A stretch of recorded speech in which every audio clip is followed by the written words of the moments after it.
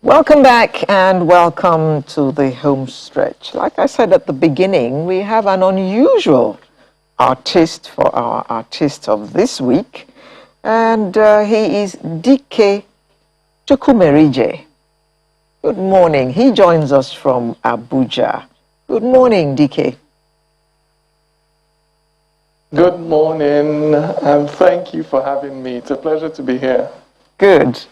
I describe you as an unusual artist, and that is because you are a spoken word and performance poetry artist and an award-winning author.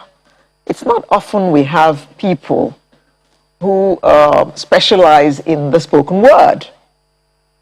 So, let me start by asking you, how did you get into performing the word? It was an organic journey or growth as a writer. I began as a writer of poetry, and I would write my poems and give it to people, or give them to people to read. And on some occasions, I would be invited to read my poems in certain circles. And on one of such occasions, I came there and I found other people sort of reciting their poems from memory. And seeing that, I realized that communicating sort of directly with an audience was more effective than reading from a piece of paper to them. And that inspired me to begin to sort of commit my poems to memory and recite them.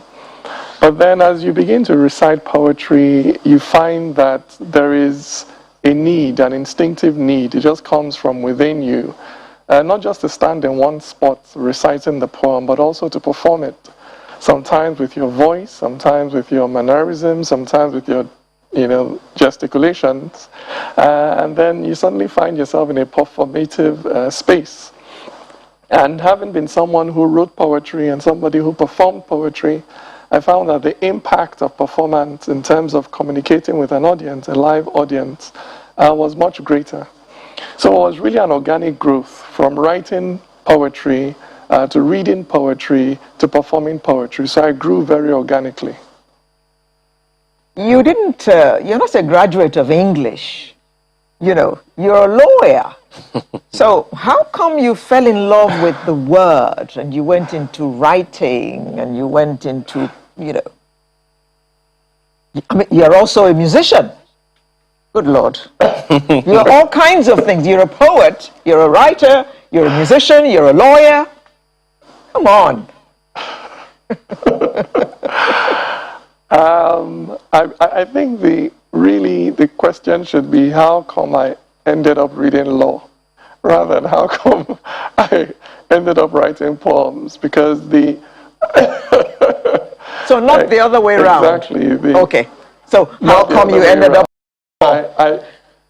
Yes, because I began life as I've always written. I was fortunate to be born into a family of artists and creatives. Okay. So my elder brother, Chair, writes poems, and he is a musician. And, I wanted to be like him, so I got my inspiration to write poetry from him. So I've always written poems from a very young age. About 11 or 12, I was already regularly writing poetry.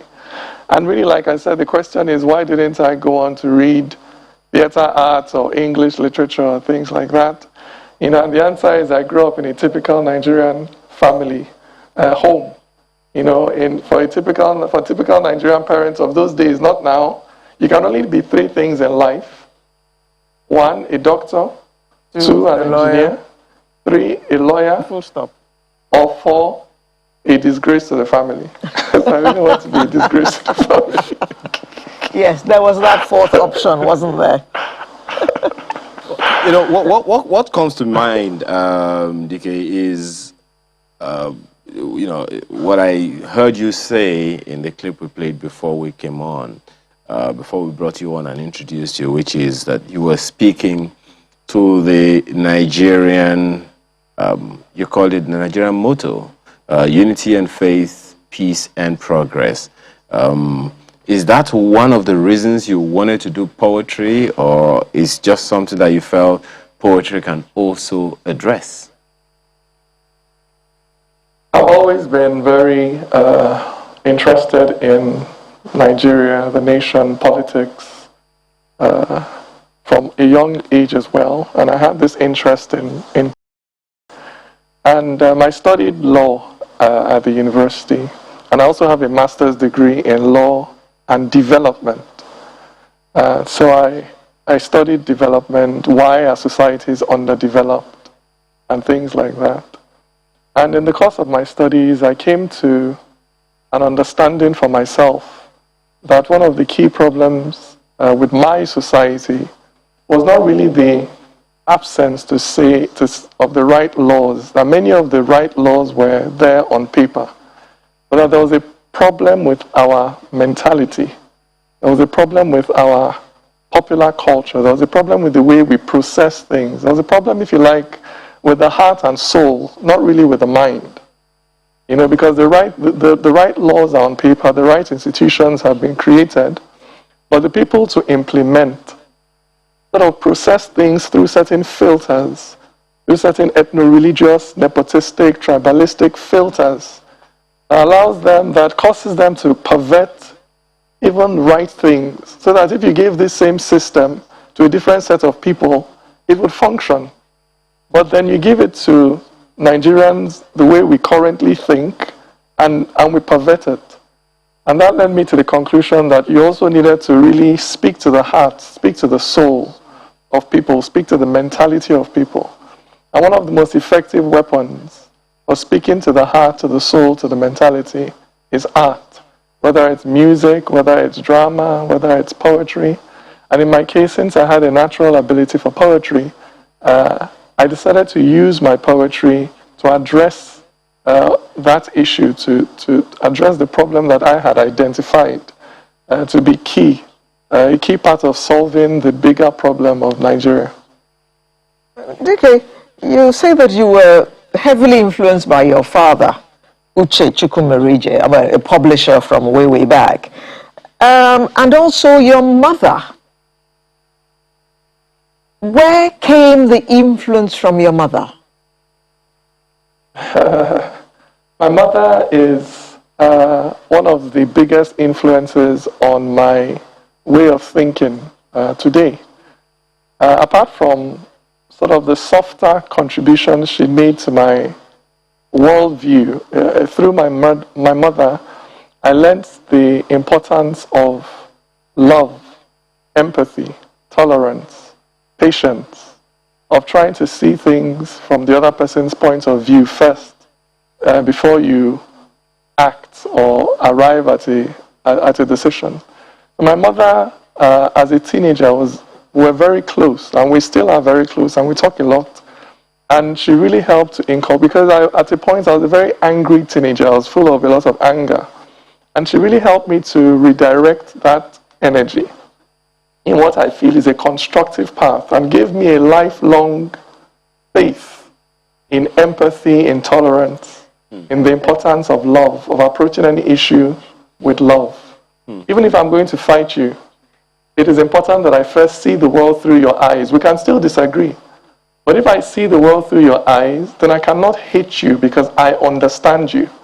And when you don't hate people, you never fight to the finish. You fight to correct. You don't fight to destroy. So that was a very important foundation for me. Well, apart from that, my mother is a fantastic storyteller. And I believe that I got my ability to tell very catching stories from her. Well, it sounds to me like we need your mom in Nigeria. Because, yeah, I mean, you can tell that there are many, many people who are, heavily influenced people, young people, teenagers who are not at all happy, just as you are not happy with the way things are going all over the place right now. So maybe we need to begin to find a way to give your mom a constitutional role to play. But to the issues that you have raised, I'm wondering how you think what kind of impact do you think your kind of art can make? You would agree with me, it's not likely to be as popular as music, and you are definitely not doing popular music like that. So impact is something that, one will be wondering, how do you measure the kind of impact that you are having with your art? The spoken word art is a growing art form in Nigeria and has been steadily gaining ground.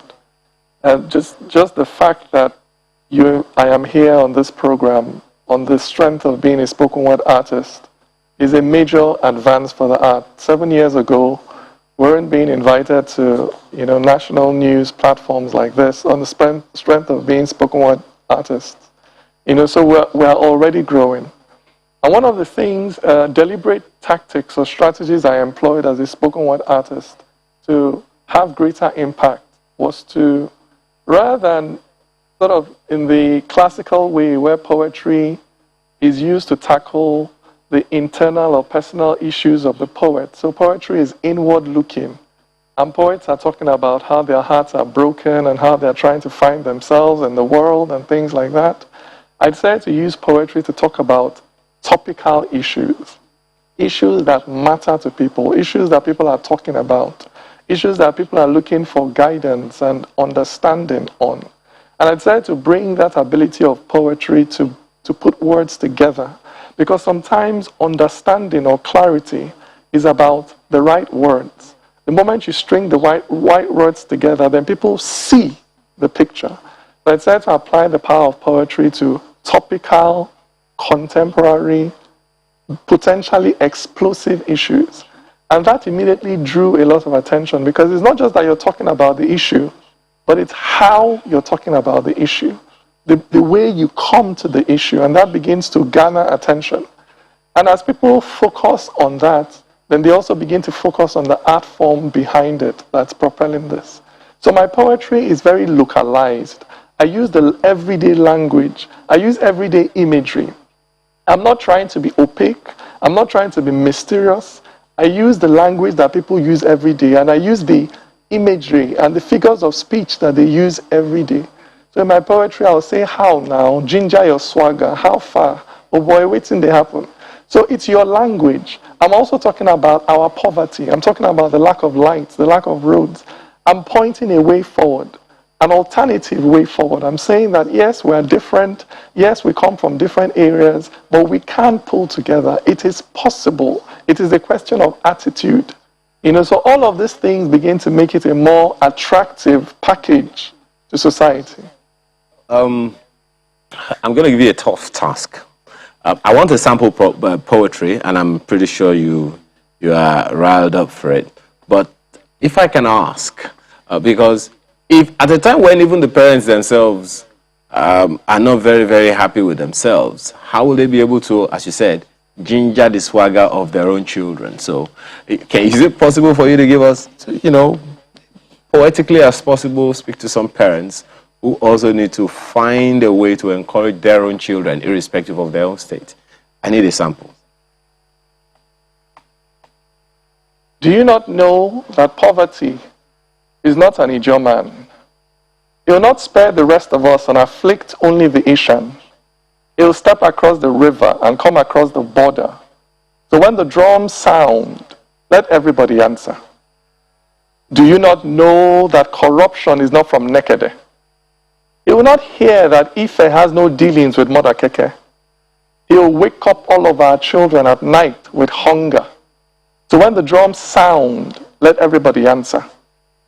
Do you not know that HIV/AIDS is not Kanuri? He will not spare the rest of us and kill only the Fulani. He will set the land ablaze from the Delta to the Sahara. So when the drums sound, let everybody answer. Do you not know that our enemies have no face? They are indigents of no state. They come from no place. And if this boat capsizes, every one of us will go under. So when the drums sound, let everybody answer. Do not say, I am the Iroku, when the forest is burning. Do not say, I am the Obechi, when the forest is burning. Our differences will not stop us from perishing together. So when the drums sound, I beg, make una answer. That poem is titled The Revolution Has No Tribe. It's short and it speaks to the issue. DK Chukwumerije. DK has 8 published books to his name, and he's Nigeria's most prolific performance poet with 3 successful performance poetry videos, a live poetry show, NSW, Night of the Spoken Word, now in its 5th year, and a theater production, the Made in Nigeria poetry show, that had been successfully staged 7 times. Now, we're also told that your shows are now one of the most anticipated events in Abuja, creatively fusing entertainment and the call for reawakening of national consciousness. If you don't mind me, you want to ask him a question? Yes, I want to ask him a question. Now, tell us, how exactly are you reawakening national consciousness? Because that is something we need at this moment. In 1 minute. I'm using words to speak to the heart of Nigerians, to inspire and motivate them to love their nation, even while it is yet dysfunctional. There is a patriotism that comes after a nation is working, but there is a patriotism that precedes a nation. There's a patriotism you need to give birth to a nation. And so I'm using poetry and fusing it with the smells, the sights, the sounds, the language, the history of growing up together, of going to federal government colleges, of serving together, of looking for a job together, of coming home and there is no light. The history, the fact of these common socioeconomic experiences, I'm taking it all, these things that exist in our lives, these commonalities, this thread, I'm beginning to articulate it, I'm beginning to take it, to fuse it into poetry, into language that people can gather around. Because we must come together in order to overcome our present challenges. We cannot overcome them divided. We must unite to move the country forward. It is inevitable. So that is how I am speaking to the national consciousness. National identity has to be articulated by artists and creatives before politicians can use it. Okay. It is the artist that gives life to the nation. Okay. Politicians can flesh out the body of a nation in constitutional conferences, but it is the artist that breathes into the nostril of a nation the breath of life, that brings the nation to life. It is the artist that does this. And that's what I'm using my poetry to do. DK Chukwumerije, spoken word and performance poetry artist and an award-winning author. Thank you very much for being our Artist of the Week today.